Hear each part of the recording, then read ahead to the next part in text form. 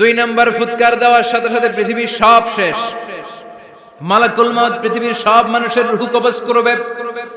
আল্লাহ বলবেন, মালাকুল মাউত আখবিরনি মাইয়া বাকা, আমাকে বল আর কে আছে। মালাকুল মাউত বলবে, পৃথিবীর সব মানুষের রূহ কবজ করে শেষ, কেউ নাই। মানুষবিহীন পৃথিবী, মানুষের কোলাহলে পৃথিবীটা মুখরিত থাকতো এতদিন।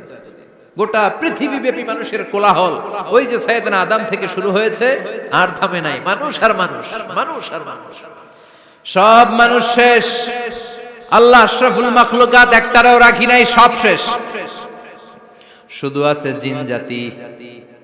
আল্লাহ বলবেন, যাও এবার জিন জাতি ধরো, জিনদের রূহ কবজ করো। মালাকুল মাউত কিন্তু জিনদের রূহ কবজ করে। ওমা খলাকতুল জিন্না ওয়াল ইনসা ইল্লা লিয়াবুদুন। জিন জাতি আর মানব জাতি, এই দুই জাতিকে আল্লাহ তাআলা তৈরি করেছে কার ইবাদতের জন্য?